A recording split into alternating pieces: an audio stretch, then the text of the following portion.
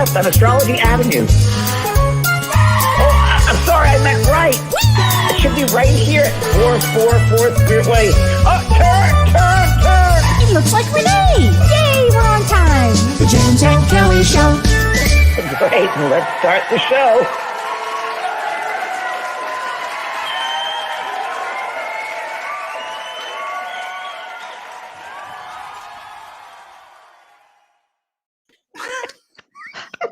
Oh, Slow down! It's Renee. Yippee! There's our new opening. That's the first time we've done that. So, Yeah. do you like it, Kellee? I loved it. I love you red car.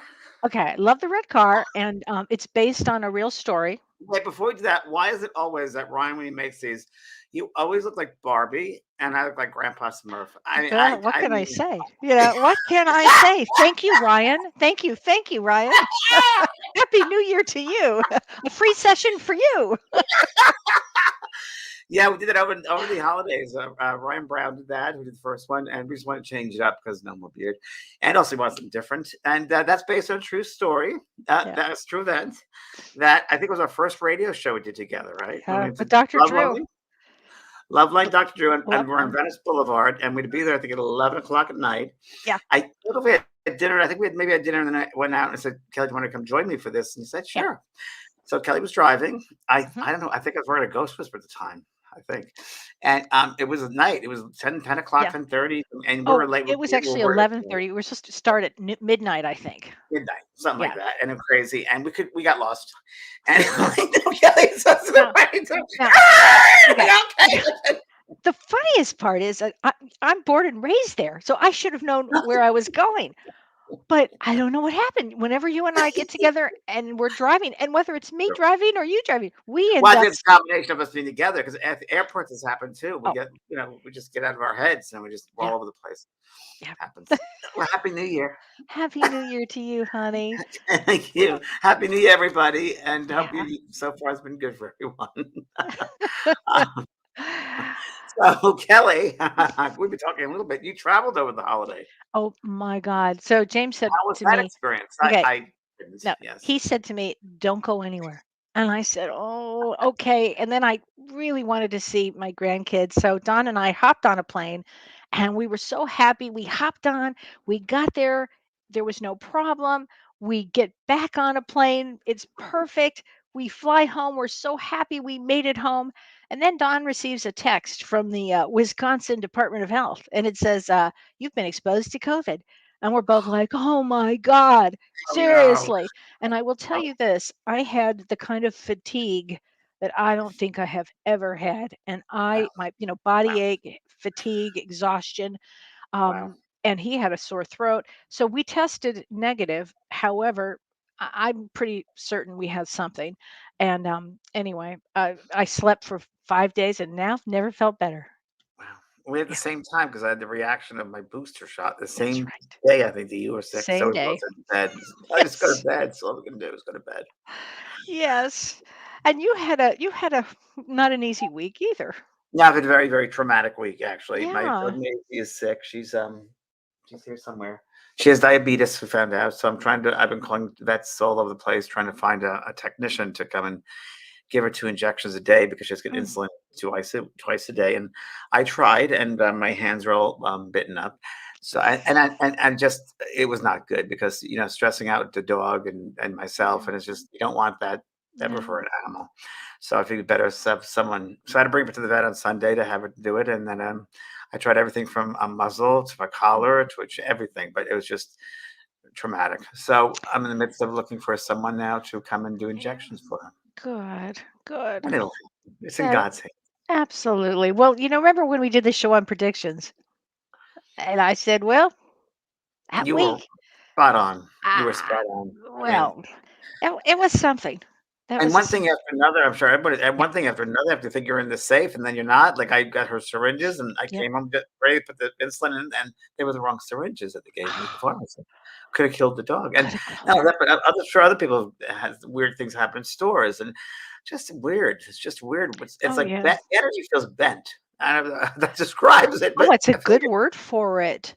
maybe like bent It energy. It's does weird. feel bent. Yeah, Yeah. it's intense, and as Yes. we were talking about on our last show, I mean, January ushers in this whole year of a lot of change and transformation for people, actually. And I thought, if you don't mind, James, I'll start before we bring in our special guest, and we Yes. have a great Yes. special guest. Yeah. Start off Kind the of, year with a very special guest. oh my gosh, I just want to do some highlights, a couple of highlights of January. And before I forget to, I have to mention that I loved Betty White. I found it fascinating that she left. What did Betty White know about 2022? She left right before. Right before. I mean, whoa, peace out. I had the pleasure of meeting her on a show. It was on NBC. It was a daytime talk show. She was a guest, and I was a guest. Oh, The guy that's a clean freak. What's his name? I don't remember. That's on the big show now, the night show. The America's Got Talent. That guy. okay. Yeah. America's Got Talent. Okay. Anyway, he had a big Oh, show. I know who you're talking about. He has no hair. That guy. That's right, Howie Howie Mandel. Mandel. Howie Mandel show. Anyway, so I met her and we're in the green room together, and she was just a love. And she brought my book, A Healing Grief, and she said, "Would you mind signing this? I think you do wonderful work." I said, "Thank you." She goes, and I love the Rainbow Bridge and it's about the animals who pass. Oh, And she was just so lovely, as lovely as you could think. And then I went to an event with her when she turned 90. I was invited to go to an event, a luncheon with her. She was on the day as other people there.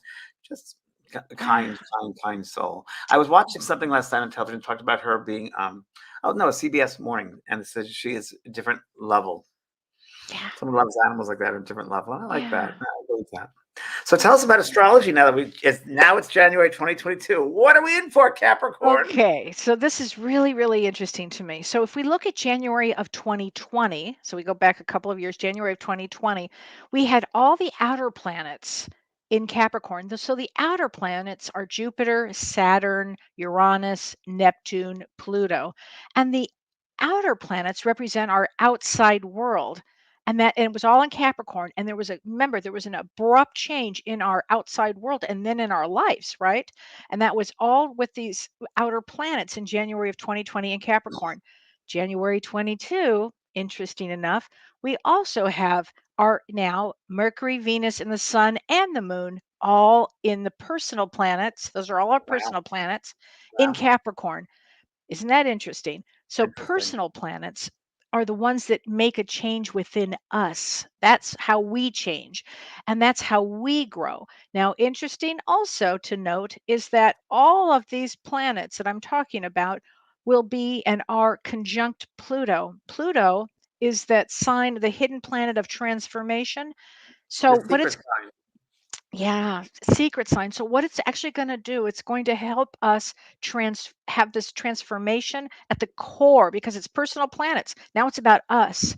It's about us. And it's really about what you said in your show earlier this morning, James. You talked about working on yourself. And Yeah. in fact, what we're going to be talking about today is the soul's growth. And this period of time means you can't blame anybody anymore. It's done.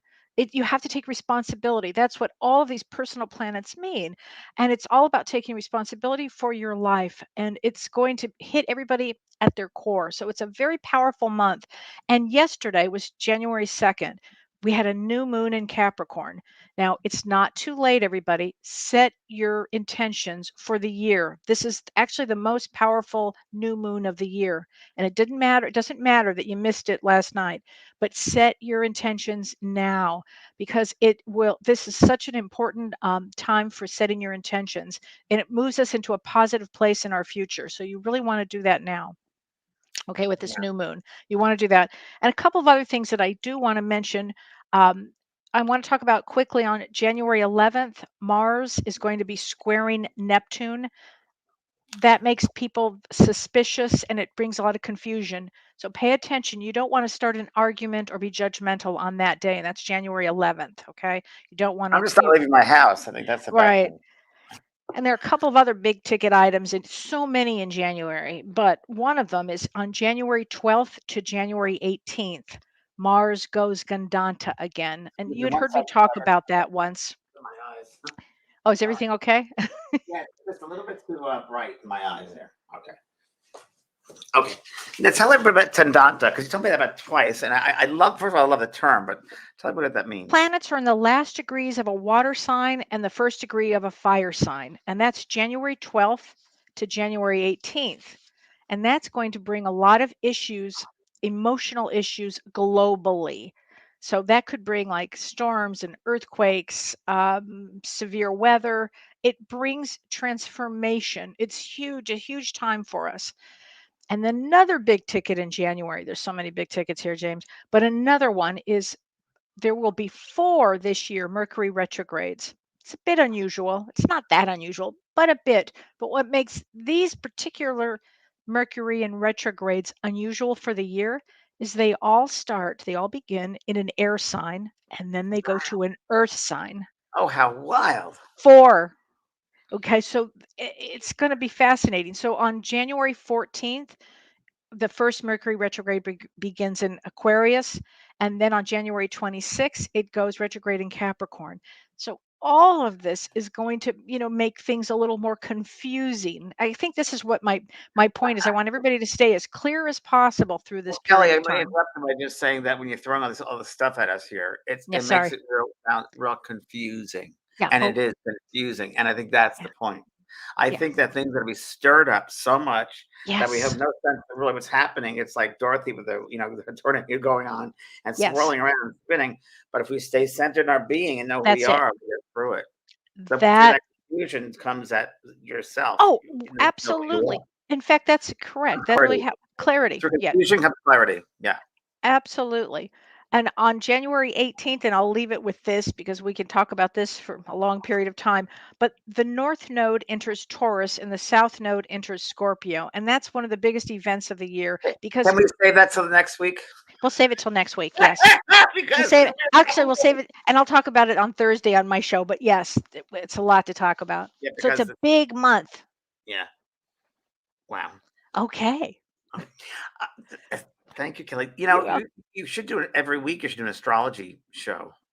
I do a lot of that on my class on Thursdays. I mean, my show on Thursday. Ask Yeah, Me well, Anything. we'll talk about something else too. Okay.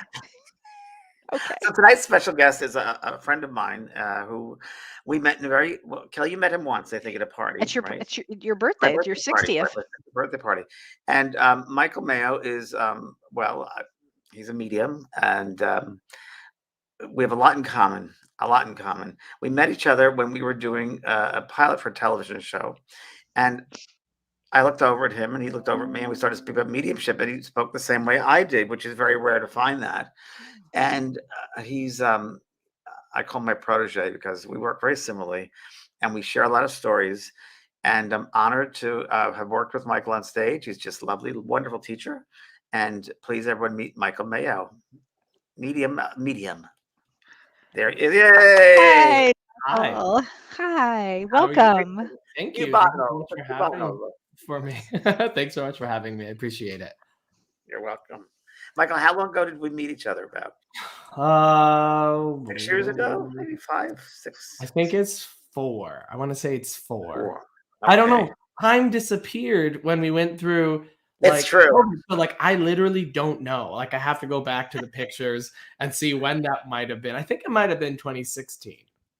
And Michael, I love Michael's teaching and his insights, and we've worked together. And for everybody, Michael, tell everybody your background, how you got involved in mediumship, and Yeah. Sorry, my cats are doing things. If you hear things falling over, that's one of my cats knocking everything over. So, how I got started in mediumship. Yeah, I stumbled into a metaphysical bookstore one day looking for crystals and cards after I was in massage school, and one of my you were also in massage.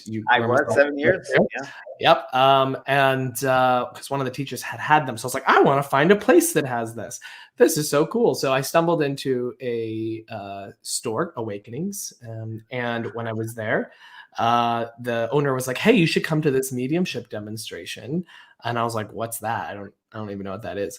And he's like, it's, a medium does a group reading for different people. And yeah, I was like, sure, I'll check it out.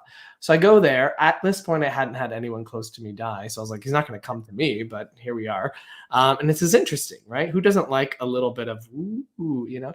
So I'm there. He comes to me and starts giving me this message from an older gentleman in the spirit world. And I wasn't able to take some of what he was saying, but he's like, this person is very adamant. He really wants you to know this. He said, are you aware you're very psychic? And I had said yes, only because I had had dreams and things that had come true before.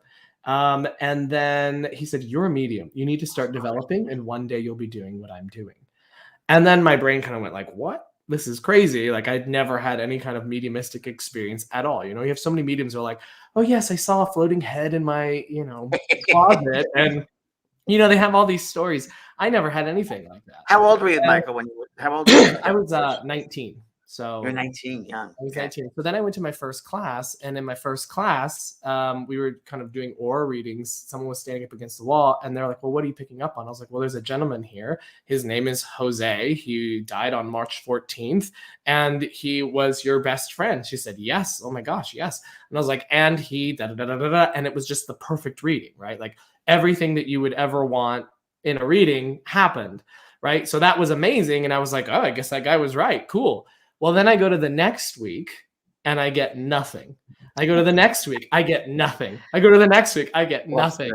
And so began the journey of unfoldment. So, I always talk about that as the little carrot that they dangled, that they said, here's what's possible. Now go develop it.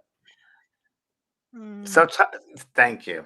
So tell us about that. So you've been working medium now for how many years? Yeah. So I like to talk about developing medium because I think it never ends. Yeah. 19. 19. So, okay. So and then I've been working, throughout that years? time period, right? So 15 years, and in February, 16 years. So and that's part of what I want to talk about tonight was because we want to development of the soul. But and we all of us we teach. But tell us about mediumship development, because I found, and I've talked about this before, that many students want to reach the end, want to get there, and don't want to sit and don't want to develop. Tell us your thoughts about development, and as you develop, your soul develops. What is soul development, and how does it tie into mediumship? Yeah, absolutely. So big question there. A couple of things. So number one, just to talk on, with your one's development, people are very eager because they want to just quickly develop and be at the end goal. I mean, I was one of those people. Sorry, I got to move my cat. Here's my cat. In case you're wondering, he's going to keep jumping He's up. Beautiful. Oh, beautiful. So people want to jump into it. They want to just, be at the end of it, and understandably so, right? You're excited, you have enthusiasm, you're, this is making the world this really magical place.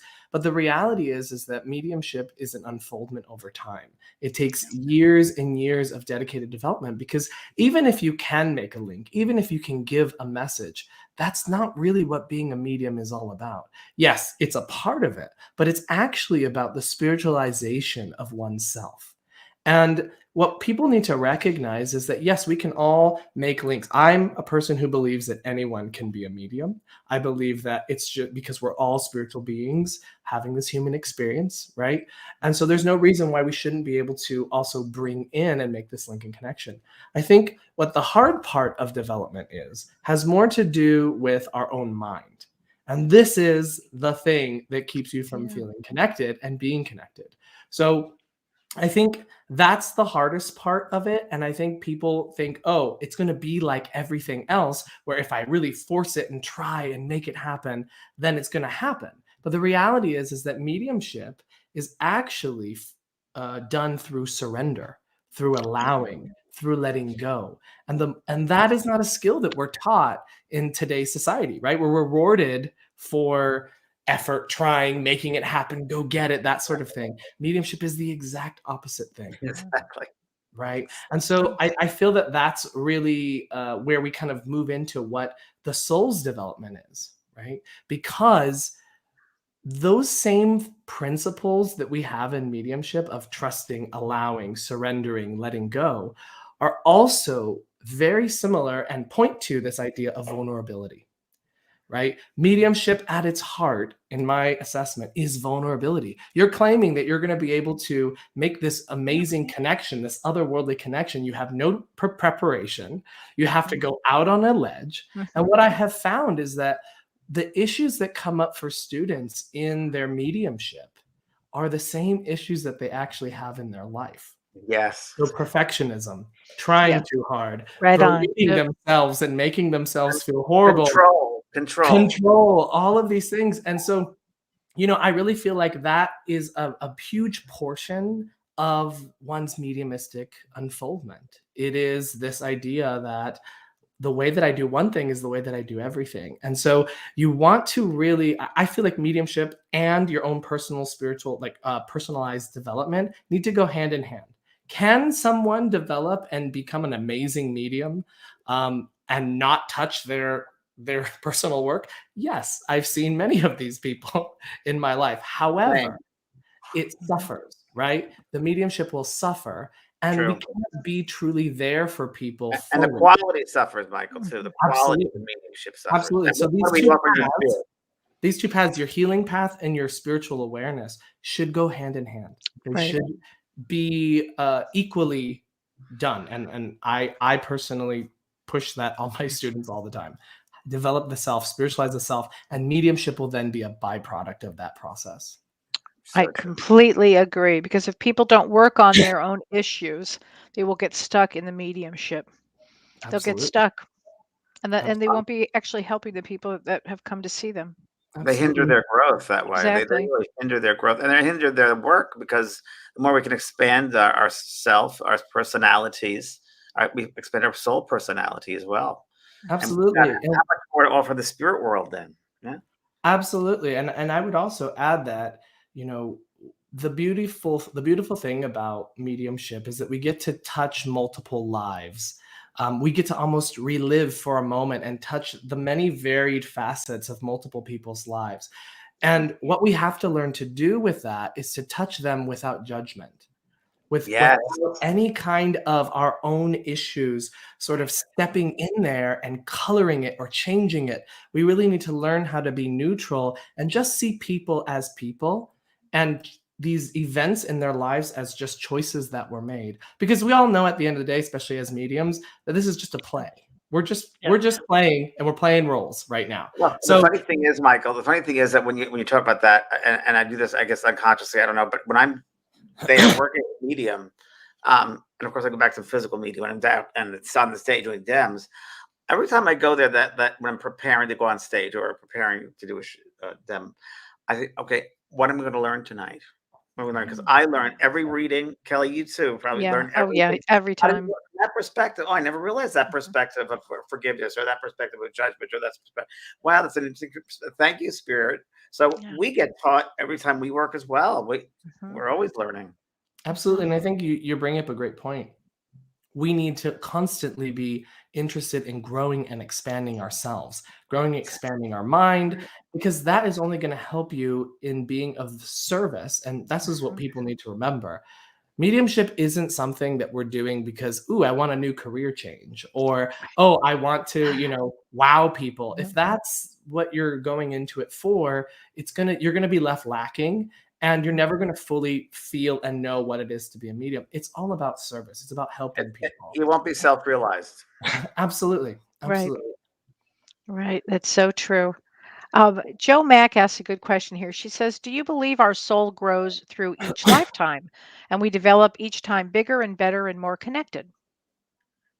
Yeah, I would say that we do. I mean, I think it's the whole reason that we come into the earth plane. Like I a lot of people are like, ooh, let's try to achieve world peace. And like, yeah, I'd love that. But the reality is that the earth plane's not really meant for that, in my opinion. Like the earth plane is to be challenged. If we wanted to live in peace and love and harmony all of the time, we would have stayed in the spirit world. So I think that it's that false sense of disconnection from each other that really gives us an opportunity to grow. I think if we think about, the challenges and the negative things that happen in our lives, those are also opportunities for people to persevere, to step up and become stronger. For others who are there to learn to serve and help, to step in and help these people, right? So if we can sort of see things from this perspective, there really is no good or bad. It's just experiences that we're having. And I think as long as we bring it back to that foundation of love, right? If it's like the closeness of love and the separation of love, right? That's really what we're experiencing. So I would say in each lifetime, that's basically what we're doing. Yeah. Oh, I like that. I like like that. your terms of writing them down as fast as I can because I'm feeling them and they'll be in my next class. Please take them. Separation of They're yours, honey. They're universal. I love that closeness of love and separation of love because that's Yeah. what we are is love, and it's so true. Like I always say, the two biggest illusions we have: number one is death, and two is separativeness. We're not Yeah. separate; we're actually combined. We're together. But Absolutely. Yeah. Right. Michael, what do you call synchronicity? Yeah. Sorry, cat's gonna keep jumping in. Cat Hi, wants to answer. Miss Cat has Hudson to again. Synchronicity, I feel like can be, not always, but can be a sense of an alignment, right? A sense of a moment where these things are meant to be. And as an astrologer as well, I know Kellee, you're also an astrologer, a lovely one, I hear. I know that there's this really weird thing when you do astrology where you sort of feel like, do we have free will? Right? I think that all the time. Exactly. Like, do we actually have free Mhm. will? And then at the same time, being a medium, right? You Right. then also are very aware of this free will that we have. So as a Pisces, I'm happily sitting somewhere in the gray where I'm like, yeah, we kind of do and we kind of don't. And I think synchronicity is sort of those moments where either you're kind of aligning with your path, I would say, or also maybe there's a point where you're meant to meet because the spirit wants you to have a specific or certain experience. Also, then we throw in the law of attraction in there. We can get all over the place. Let me ask you because this comes up a lot, which I just your response would be where people say, there are certain like I call them destiny points, as you guys would, we come back to learn certain classes, and it's destined to meet that particular person in its lifetime. But let's say you're destined to meet, so you have a cup of coffee. Now that's destined. What you do with that meeting is free will. You become friends, or you can become partners, or you just say have a cup of coffee and move on. Yeah. Would you guys say that's? Yeah, Yes. I love that. Yeah. It's the response to the moment, right? And I think that's what you're describing there is like how we respond to a moment. And we can think of that in the microcosm as well, Someone does something to you, right? Your reaction may feel like one thing, but how you consciously choose to respond is the thing that gives you the free will. Yeah. Yes. You like that, Kellee? I like that a lot. I always watch how people respond. Tells you a lot of things. Oh, everything I need to know. Yeah. I surrender as I watch that. You guys think that the more you get into mediumship, the more you become more developed in medium? Because I found for me personally, the more I involve myself in mediumship and working and teaching and developing, so my listening is more acute. My sense of reaction is not. I step and I listen before I react anymore. I won't jump into anything. I become very aware of what they're saying, what's going on, what the scene is. When someone walks to a room, I know what their background kind of is, where they come from. Not judging them, just I think many years of observation and listening. Have you found that too, you guys, as you go with the years of developing, your listening and your observation are much more acute now? Absolutely. Absolutely. My powers of observation have gotten quite keen. It's amazing when you sit back and observe. Absolutely. And the thing is that so many of us are never taught to how to do these things and how to be present. I think that comes back to that original point that I made, that we're not taught to just be. We're taught to react, to respond, to go, to make things happen. Yeah. And so I think it's super important for one's soul development is to really learn how to listen, to learn how to become present. And this is a practice. It's not something that's going to work every single time, right? So many of us don't know how to do that. I can tell you personally from my own life. Do you want to see me enraged? The people you want to point to enrage me is just family, right? Nobody gets under your skin like family, right? And then you have to learn, okay, instead of engaging in that pattern, right? Instead of engaging of they yell, I yell, right? Instead, we stop and we change our reaction, our response, right? We respond instead of react. And then we really start to shift the relationship. And I think that is a huge thing, is recognizing we're playing a role in all of our interactions and all of the experiences that we're having. And I don't mean that in a blame game sort of way, but more so, hey, what's my part? And that's the thing I have control over. Right. And so I think the more that we can start to cultivate that awareness, that observing, that listening, and of the self as well. Right. So many of us, and especially I'm talking to all you people out there who are givers. Okay. My empath friends out there, we're notoriously Yeah. the type that is going to snooze our own feelings, snooze our own emotions. And what we really want to pay attention to is start to not just observe other people's reactions, right? And observe that way, but start listening to your own response, right? And paying attention to that so that you can learn to set boundaries, learn to say no, rather than the self-sacrificing sort of thing that, us givers always do. We're like, well, no, I can handle it. I can handle it, right? That's a huge lesson for empaths to learn in this lifetime. Huge.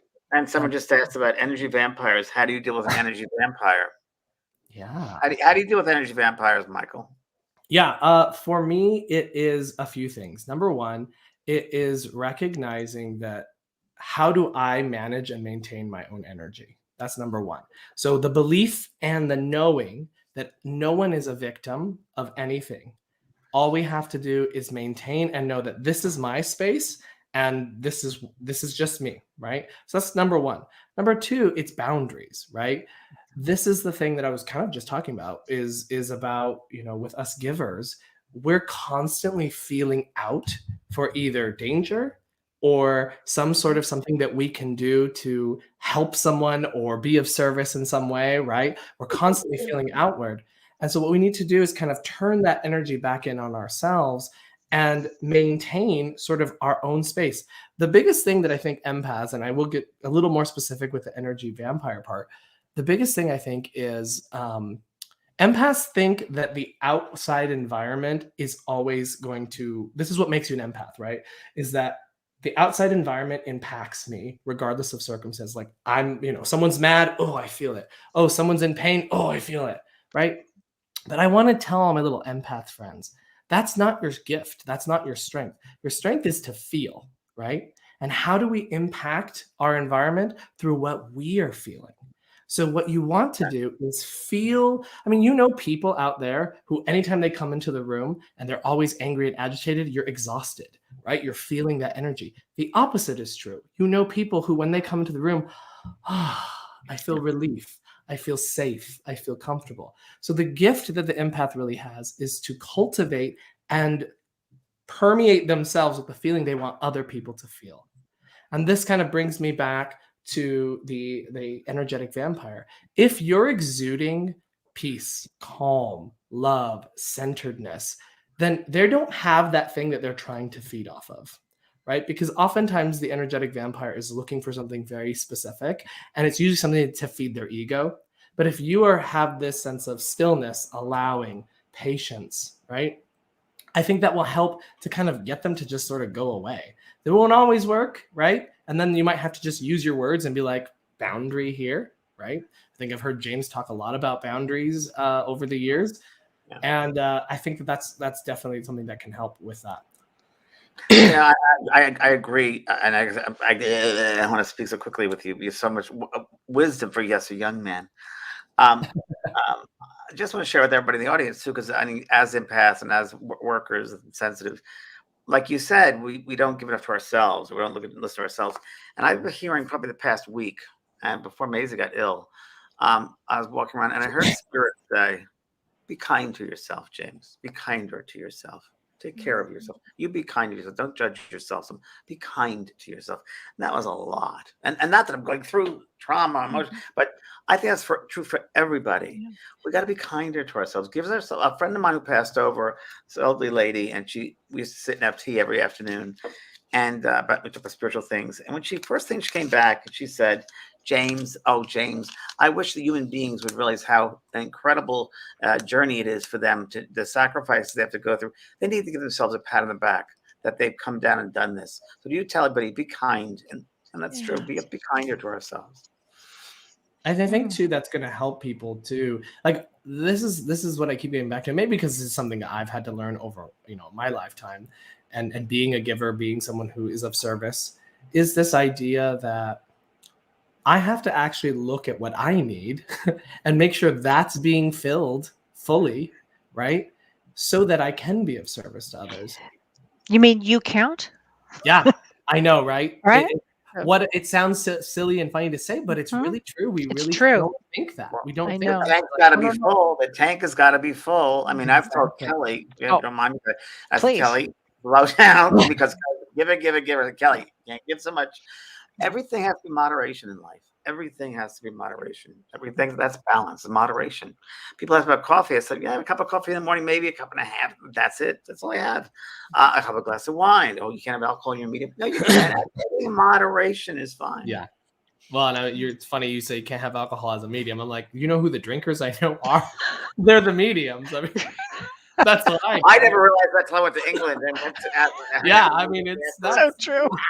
Those are the drinkers. And you studied at the, tell us where you studied at the Arthur Findlay College, right? Yeah, I've Tell us definitely about had that. a chance to go to Arthur Findlay College and And what is study that with- exactly for people that Yeah, don't know? so it's a school in a Victorian manor that you live there, you sleep there, you eat there for a week, and you do mediumship for about 12 hours a day, including meals, of course.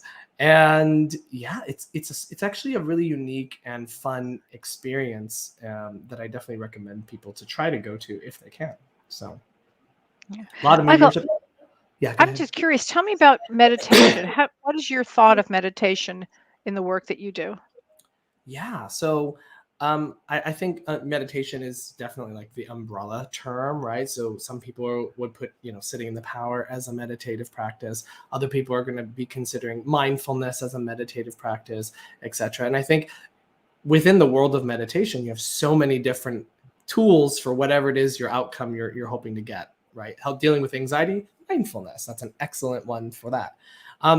As far as when it relates to mediumship, though, I feel that sitting in the power is something that we must do.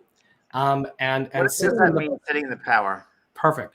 Sitting in the power for me is there for several reasons. So, a lot of people who are already in mediumship, they hear it a lot and they think, oh, I'm just supposed to like kind of just be here and sitting and feel my energy, etc. Michael and I we had to talk to your car and we went to lunch and we talked about this and we had very different perspectives. And I asked him, well, what do you mean sitting in the power? What's your interpretation? And it was great. So please share that. Yeah, absolutely. So I feel that sitting in the power is actually has a purpose more so than just being in a meditative state. Everything that we do in sitting in the power is actually training us for our mediumistic awareness. So sitting in the power helps us to become passive and receptive. It helps us to learn to quiet and still the mind. It helps us to become energetically sensitive. So we start to feel our energy, its movements, its changes, and we are learning to notice what changes without engaging it, without letting your mind come in and try to do something with it. So what we're actually learning to do is to learn to notice, accept it, let it go. So everything that we experience, any sensations, any sort of whatever, these are the things that we want to pay attention to, but then we let them go. The reason that this is so important is when we're sitting in our sitting in the power practice turns into, instead of notice, accept, let it go, everything that you're experiencing, right? I always tell my students, you're becoming a little nerve ending and you're just noticing what's happening in your experience. I like that. Noticing is different from scanning, searching, looking for something to happen. Noticing is like if, when my cat knocks something over, I notice the sound, right? It draws my attention. This is what we want to be doing when we're sitting in the power. But Michael, when you say sitting in the power, what does that mean? Power. What do you define power? So within everyone, there is this power that resides within you. You can call it your soul. You can call it your aura. You can call it your own inner divine spark. And what we do is we intend and we learn how to expand this energy so that we can fill our body, move beyond our body. And what you start to do is you start to become sensitive to the atmosphere around you. And as we become aware of that atmosphere, we're tuning our awareness not so much here in the physical anymore, but actually including more of our awareness so that we start to become aware of our energetic sensitivity. And when we do that, that's how we start to sit in the power, right? When you're sitting in your own energy, your own divine spark, you're sitting in the power. And so, one more thing with sitting in the power is the practice goes from I notice something, I accept it, I let it go, and it turns into I notice, describe, and let it go. So when we're actually doing mediumship, we are becoming sensitive, right? Like we do when we sit in the power, we become attuned. And then when the spirit presence steps into our energy, it changes our experience in some way. So we notice the change, we describe our experience, and then we let it go so that we can be open to the next thing coming. Does that make sense? Great way of explaining it. Yeah. And so this is why I think sitting in power is so important, because it teaches us all of these skills that we need. So we don't sit there just kind of listening to a meditation and just sort of zone out. We're supposed to be noticing, accepting, and then relaxing further, letting go more. I think, Michael, and you and Kellee think about this. So what you're saying, I often refer to the analogy of that the body only is 30% of the soul within here, but 70% is outside. And it helps us to get in tune, maybe, to opening up to that higher expansive part of that other bodies, if you will, our higher selves, and opening that space up, or that portal, whatever people want to call that. So you're also open to inspiration and being inspired. I think it happens as well. We give them an opportunity to work with us and come down to this denser vibration. I think that's also part of that experience, I think. Absolutely. Sitting in the power isn't about you going and getting information and trying to connect with the spirit world and like gather things. It's actually a communion. It is you becoming open and sensitive and then saying, okay, spirit, I'm just here. This is your time. Whatever you need to do for me right now, whether I'm aware of it or not, this is your time. I'm just going to become still and quiet. And when you learn to move into that beautiful space, so many people come to me and like, I can't meditate. And then I take them through sitting in the power. And then suddenly they're like, oh my gosh, I've never felt that still. I've never felt that so one with everything. And that's where meditation, if we're going to use that word, becomes so powerful and meaningful. When you start having these personal experiences of oneness with all things, with this expansiveness that is not just you. And I love how you put that, James, that part. I'm just telling you, this is Hudson, and he wants to show. He's the best. Giving us all this knowledge. This is so important, though, because what you're talking about, James, this idea of the soul being outside of the self.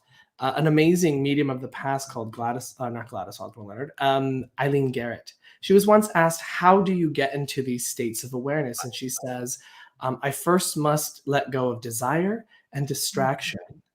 And when I let go of desire and distraction, I'm able to allow my awareness to move into this higher space. And in this higher space, I can know and see and feel how, everything basically. And time doesn't exist. Space doesn't exist. And everything just exists in a relative to one another. And I think if you think of psychic work and things like that, that's a really good way to think of it. Is when I can move my awareness into this higher state, more attuned to my energetic awareness, then I'm able to know more, experience more, because I'm becoming one with all things. Wow. So many people are just loving this conversation, Michael. They're all saying thank you for explaining sitting in the power, and good morning, guys, from Perth, Australia. Good day. Michael, would you mind in just a little while to do maybe a tiny little exercise, like whatever comes to your mind about? Yeah, absolutely. And a couple of questions people might have, I guess. Yeah, let me know, whatever they might be. I love cats. You have a lot of cat people here. Yeah.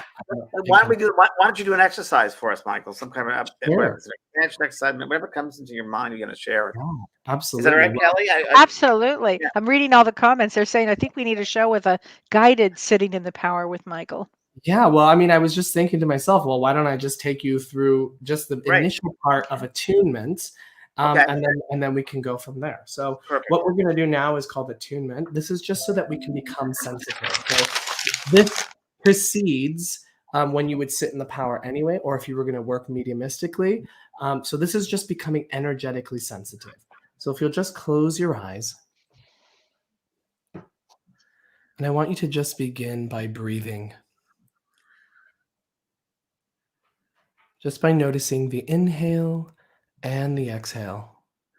Not trying to control the breath in any way. Just let your breath breathe you.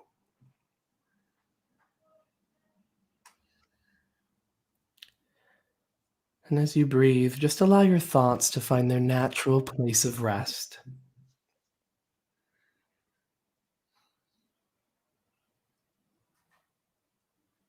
Again, noticing the inhale and the exhale.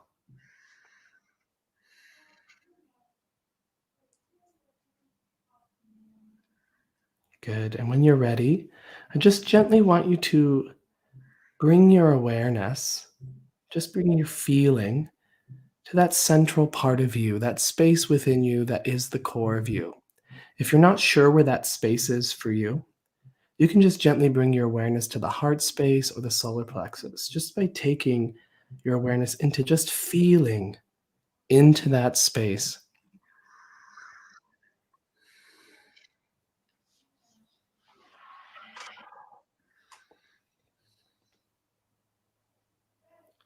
And just allowing yourself to breathe into this space.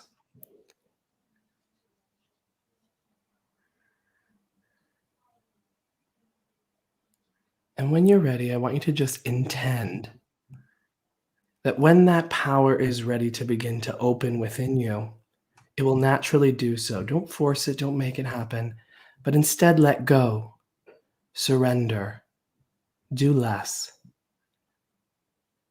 and wait for a stirring to occur within.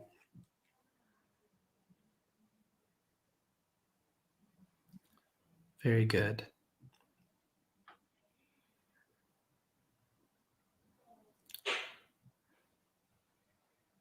And when you feel that stirring occur, just intend that it might expand to fill the body.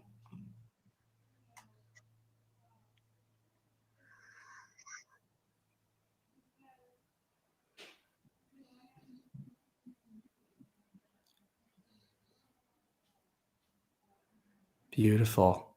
And then just allow that now to expand, to move just beyond the body, so that you begin to feel just a couple of inches outside the body. It's as if the air around you begins to become an extension of you, your energy, including the air just around you.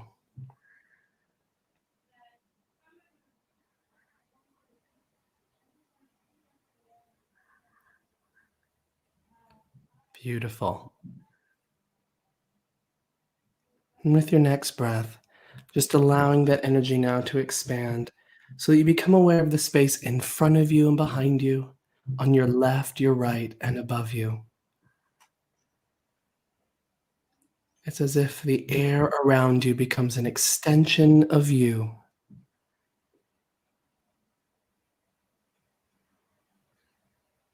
And as you do this, noticing the sensations that change, you might find that you're feeling tingling, buzzing, warmth, heaviness, perhaps a thickness in the atmosphere.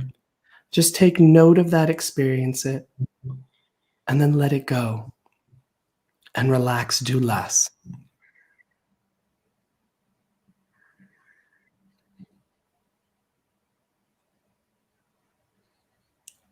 Very good. And when you're ready, just allow that to expand to fill the room in which you sit. And just allow yourself to be in that space for just a few breaths, feeling your energy expanded, feeling how the atmosphere changes around you, noticing the very subtle difference. And then now do less, fully letting go, knowing that my energy is expanded,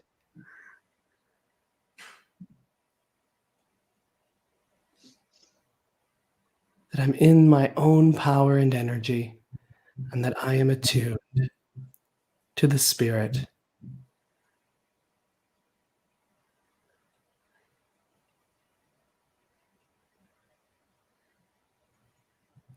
And then very gently, when you're ready, you can just begin to take a nice deep breath in and just begin to make your way back, knowing that while I am still sensitive, as soon as I would like to, I can bring all that energy back in and begin to return to normal awareness.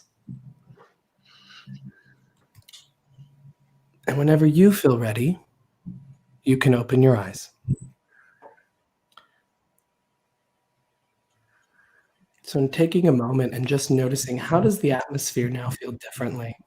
How do I feel differently after taking a moment to just feel within, and then expand my energy out? I know for myself, I could feel, I mean, when sitting with Kellee and James and feeling their power, whew, y'all got some power. I could feel the atmosphere becoming thicker. My hands were vibrating. I could feel pressure and tingling around. Did either of you experience any of these sensations? I experienced all of that, and I loved when every time you would say "let go," it Yeah. would just expand. You nailed it, Kellee. That's exactly right. The That was less I amazing. do, the more my Mhm. energy expands. And in mediumship, we want what I call a diffused awareness. Rather than focusing or trying or reaching or trying to make something happen, instead, the more that we have that diffused awareness, that expansiveness, which comes from doing less, the more we can get, the more information is available to us. So that's one of the I key love things. that diffused awareness. That's a That's good great. one. Yeah. Yeah. The lightness of being with tingling, says Joe Sunderland. I love that. Perfect. That's The lightness exactly of it. being with tingling. Isn't that And lovely? Cat And let me Feathers says she feels clearer. Beautiful. And this is the key here. You use those sensations. I didn't tell you guys, hey, you're going to feel tingling and buzzing and warmth and heaviness and all these sorts of things. I said, we're just going to relax and we're going to attune. And those things happened to you. They came and they happened to you. And this is a really important thing to illustrate for those of you who are interested in developing mediumship. Notice how an experience can happen to you without it coming from you. And all you had to do was relax. Okay. So if we can expand our energy and then something can change in our experience, such as feeling changes in the atmosphere, the energy, all of these sorts of things, it teaches us that we don't actually have to do anything to get information. We just have to surrender. Michael, what do you say to people who say they fall asleep when they're meditating? Yes. So that's a tricky one. I say, number one, take a nap. Because if you're falling asleep in a meditation, you're tired and you need to take a nap and go to sleep. So that's number one. But number two, figure out a time of day that works for you, right? What time of day do you have the most energy, that you're the most alert? That's a really good thing. And then also, if you can only go so long without falling asleep, just start there and then increase it by just a little bit more. One thing that helps when you're starting to fall asleep is also just becoming present and aware of your breath and becoming present and aware of what you're sensing and feeling. So that's another thing that I would Do you suggest. think that people, and Kellee, you too, do you think people sometimes on some level are fearful of what they might find if they let go of control or It's surrender? interesting you said that, James, because a gal here, Nellie Flores, wrote, "That was really good. Thank you. I felt my energy expand and I wasn't scared. It was lighter with letting go." So it's exactly what you just said. Yeah. Okay. That's exactly what we want. And the other thing too is change your perspective. I would say to her, change your perspective on heaviness, denseness as being a negative. Because when your energy is just energy, and there's different purposes for different kinds of energy. For example, if you're doing physical mediumship, thickness, denseness, heaviness is an appropriate energy to feel there, right? So just see denseness, thickness, it's all just energy, has its different purposes. So that way, sometimes people get nervous. Oh, I feel a pressure here, or oh, I feel a denseness, and that's like a scary thing. No, it's just energy. None of it can hurt you. None of it can do. Nothing bad can ever happen to you. Take it from me, who's been doing this how long? I've never had a negative, scary, bad experience. Take it from James. I'm sure James, you would say the same thing. I'm more afraid of the living than the dead. And Kellee, I'm Very sure you as well. You would agree. Totally. And she's a therapist on top of being a On medium. top of all that, So then she's definitely scared of the living. I've Mike, heard it all. how Yeah. do people find you? Have a school. Tell us about your school you just started. Which I'm Yeah, very so excited about. I started an online school, the Oak Bridge Institute. The website is oakbridgeinstitute.org. And yes, it is. We do progressive courses. It's getting its official launch in about March, I believe, where there'll be multiple tutors that are teaching there. James and Kellee, and hopefully you two would come and teach something at the school. Oh, But sure. it's it will have tutors that will be teaching weekly leveled classes, as well as we have a foundations course that's a progressive course that takes you through foundations 1, 2, and 3, then intermediate, and then advanced. The whole process is about 3 years. So this is something they can do. In fact, we have a foundations 1 starting up on February 5th. So if you go to oakbridgeinstitute.org, you can jump on in there. Jay Marcus, I want to go back to this. Thank you, Michael. Jay Marcus says, never having a negative experience as a medium, you really haven't lived. Yeah, I mean, you know what? Here's what I always say to people that have had a negative experience. I would invite them to recognize their belief systems. What's going on within them? The belief systems, everything that you experience as a medium has to pass through your belief systems, whatever that is. And we will definitely find opportunities to validate or have these kinds of experiences because we believe that that's possible. What I would offer as an alternative for anyone who's had a scary negative experience is see what else that could have been. If it wasn't spirit, what was the actual stimulus that I experienced? Right? Because our belief system plays such a huge role. Here's a perfect example. Right. Let us say that I am a fear-based, I'm a neutral medium. I don't have a fear-based belief. And I start to feel a pressure very strongly on my throat.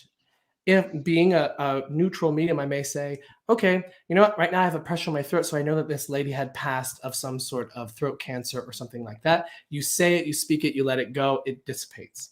Now, let's change it, and now I'm a fear-based medium. I feel a strong pressure on my throat, and immediately my brain goes, oh my God, something's trying to choke me because I can't breathe.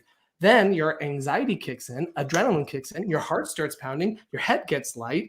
Now I'm under psychic attack. And it turns into this whole other experience. Oh, I'm so glad you said that. I'm so glad you brought that up. Exactly. It drives me nuts when that happens. And so what we want to do, and you know, I never shame anyone for having an experience. Don't get me wrong. I believe you had that experience. You were fearful and you were terrified and it's made you very uncomfortable. I believe all that. But what we can often do is if we re-look at the experience and we find an alternative explanation that maybe is a lot more mundane, right? Because fear comes from not understanding it. Fear comes from either our belief system that colors in and interprets a stimulus that was otherwise neutral. Right. So that's usually. And as a medium too, to come in neutral is really the way you need to be. Essential. It's essential. You're right. You're totally I have a quick question for you. When you were growing up, did you have belief systems? Were you raised a Catholic? Did you have any of that? Yeah. So my family never raised me anything. However, me, myself, Michael, since I was a child, I wanted to know God. And so that took me on a big, long journey. Same. I was a born again Christian, was going to be a pastor, was, you know, sitting there reading my Bible every day and writing sermons and all kinds of things. And so I was passionately Christian. And then that was not conducive to me and took me down a very dark place, you know, because of my own life and who I am as a person. And so, you know, it was either that had to end or my understanding of that. So I prayed a very heartfelt prayer to God. And here's my cat again, jumping on my back. A very heartfelt prayer to God. And I said, hey, I'm either going to die or you're going to, you know, show me the truth. And I was led to research the Bible and look deeper into it and its foundations. And when I did that, it actually led me away from my belief system. And when that happened, a veil was lifted and I began to understand God, spirit, the universe in a very different way. Still valid, true experiences within my experiences with Christianity, but just from a different lens. And I realized you didn't have to actually put that lens on it. You could have all of these experiences. I mean, if you go to, what is it? Oh, I can't remember. I think it's Corinthians 19. I'm not sure 100% what it is, but it's what the gifts of the spirits are. It's prophecy. It's speaking in tongues. It's healing. It's all these things. It's discerning of spirits. What does a medium do? We heal. We prophesize. we discern spirits. Yeah.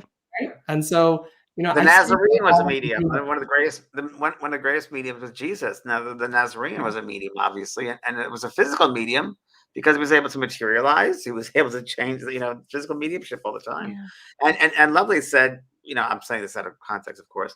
You know, more can do more than I can. Many can do more than I'm able to do in God's name. You know, So we all could do that and then more if we just Absolutely. And so, for me, I just feel like I try to keep my spirituality very simple now.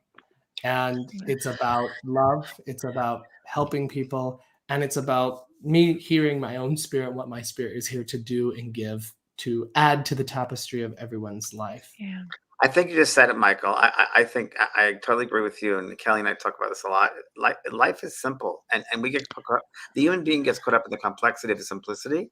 And I think that the more simple we can make it, the closer to the truth it really is. Because the human likes to have drama, and like we talk about, if there's no audience, there's no show. That was my favorite thing you told me today, James. That's great. Well, Michael, having you on has just been such a blessing for all of us. Really, Thank you so much for joining us today. I've learned so much. Yeah, really wonderful. I've learned a lot, and I've written a lot, and I'll be using a lot. And I'd love to go to your school, and I'd love hearing you lecture more too. Yeah.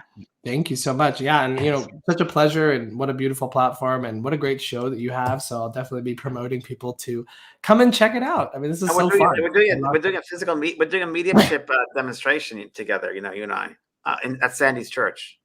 Beautiful. Fabulous. In our county, actually in person. Oh, so live, like a real one. Live one. So I'll call you tomorrow about that. It just popped in my head. I love it. Okay. Thank you, Michael. Thanks, everybody, Thanks for joining us. Thanks, James. Thanks, Renee. Kellee. Happy New Year, everybody. See you next week. Bye. Bye.